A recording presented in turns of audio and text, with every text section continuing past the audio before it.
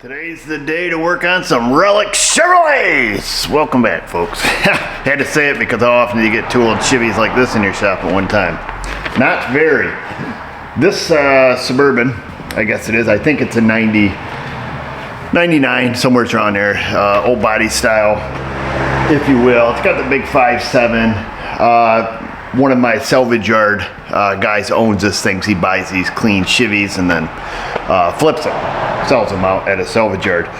They're having a problem with this one. He's got a guy, a big Chevy veteran mechanic, been working on it and can't seem to make heads or tails of it. And I'm kind of curious to see what it is because it doesn't sound like that big a deal, but this guy has given up. They've tried some main brain boxes, and long story short, it doesn't turn the fuel pump on, is what I'm told, and that's exactly how I got it inside. I just jumpered the relay. I stuck one of those little rocker switch, relay bypasses in there, turned it on. Gas is spraying out of the bottom of the vehicle, but the owner is aware of that. He says there's a leak because they changed the fuel filter. So yeah, that's it. He left me the note here. Says that they tried a flagship 1 ECM, which anybody who knows anything, flagship 1 is probably the largest scam on the internet as far as getting electrical components. So let that be a lesson to you. So naturally it wouldn't run at all with that. I found the original ECM laying on the floor. I put that in, the vehicle started. Okay, so that's where we're at with that. And of course, the batteries were dead. The right side battery, the negative terminal stripped right out on it, just spins in circles. I've got a maintainer on it. I did have to jump it. It did start and run. Seems to run absolutely perfectly fine. No check engine light, nothing like that. So we're gonna leave the original brain box in there, and we're gonna diagnose what I'm assuming is just the fuel pump control circuit. The load side of it must work perfectly because when we jumpered it, it starts and runs. Being that it's pissing gas all over, I've got a pan under it. I'm not gonna start it and show you and stuff. We gotta kind of work with the doors open this morning. Let's get a wiring diagram. Probably should plug in a scan tool. I don't know if we have bidirectional controls to turn on the fuel pump relay. That might be useful, and then we'll see which side of the control we're missing. Are we missing, I assume these are probably full-time ground and then power side switch from the main brain. We'll wait for old Alltel to get fired up. It looks like somebody's put a relay in it. It's got a black relay. All the rest of the relays are gray. Like I say, I see a whole stack of papers in there, wiring diagrams and such. Kind of bizarre. I don't know what we're gonna find. Maybe they did diagnose it correctly. They just ended up getting a new bad part, which that will throw most people for a loop because you start doubting yourself at that point. Of course, if you've been doing this long enough, just because it's new. That's right. So we'll pick out GM here. I'm gonna go and get this all put in. We're in the main brain. We'll do some scanning. Okay, so no codes in the main brain box. Of course, I just plugged that in. So we'll go to active tests, engine, fuel pump. Make sure all lines are connected.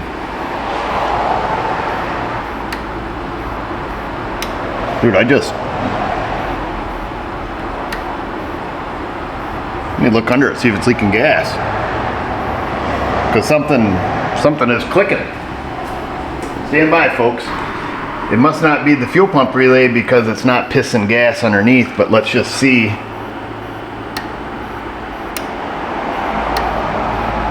Oh, that's weird. Maybe it is the fuel pump relay. Let me see if it quits clicking. Yeah, no kidding, huh? Isn't that gonna be some funny stuff if it's just a brand new relay that's bad? Because this relay's clicking.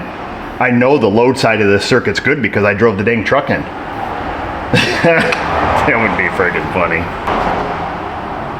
I just went through my box of relays. This is a relay out of that looks like a Chrysler part number.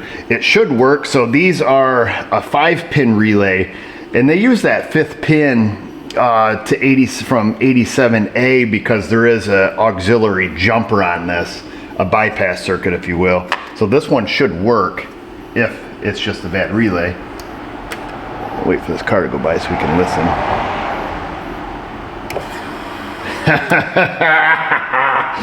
Oh gosh, I don't mean to laugh at this guy.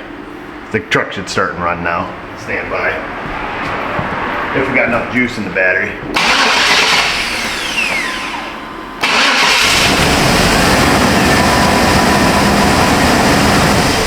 Oh man, dude, what bad luck, huh? That is super duper bad luck. So I'm looking at his notes here on the inside from the mechanic. And it appears that he was, when I had spoke with him on the phone, him trying to explain to me what was going on, none of it made sense, because the way he was explaining it to me is he had everything to make this thing work, but you know, before they towed it here, I tried to kind of question him about some things, but it was just kind of talking around in circles. So I just decided, well, just bring it here. But I mean, he had it narrowed right down to the fuel pump control. When I spoke to him on the phone, you know, he said that the wiring coming out of the PCM, this dark green with white, which is the PCM control, he told me that if you jump the relay or use the auxiliary input, the truck will start and run. I'm like, oh, well, that's great. That really solves a lot of our issues. And then he told me that the ground here was good. And then he told me that the control side would light a test light, but for some reason it won't turn the relay on. And that's where I tried to talk to him about it. And just like I say, just didn't really seem to get anywhere. So instead of, you know, making a guy feel like a ding dong, you just bring it in and let me look at it at that point, because theoretically, if what he told me was true, that can be the only problem, or pin fitment, which is what I thought I was going to find, which is what I thought was getting overlooked. Was he was checking the wire out of the PCM for the control side. It lit up well, lit up a test light. Of course, you know, wasn't sure what he's using for a test light. Could have been using an LED test light, but still, when we're looking at turning the control side of a relay on, what, 100 milliamps, something like that, you know, something pretty low. Usually we can turn them on with a test light, so it's pretty low current. I don't know. I guess just let this be a lesson to you. If just because the parts are new doesn't mean they're good. And I don't know if this is a new relay or if this is a used relay. It doesn't look super new, but it's definitely different than the rest. Clearly the one I have in there is not correct. It's going to work for the time being. I'm going to call down to NAPA, we'll get a right one. But follow your data, folks.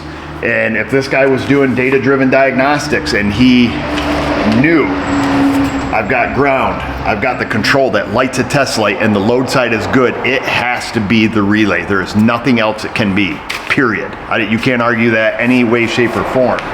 It absolutely has to be the relay. No questions asked. Or pin fitment.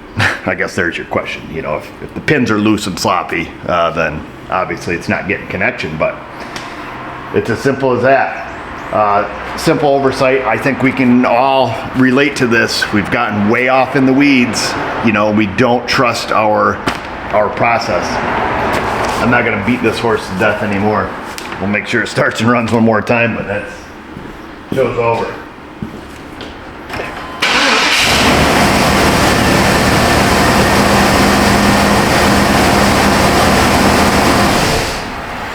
You know, it's really just too bad. It's just too bad that they bought, you know, computers and, you know, everything else for it when really it was a 5-minute fix. So that's it. I've tried to milk this video out long enough. Insta Facebook. Time to move on to the next relic Chevy. You know what's interesting is my next one that's coming in is a 1997. I got a 96. We got a 99. We got a 97. What the world? And just remember, viewers, if I can do it, you can do it. Thanks for watching.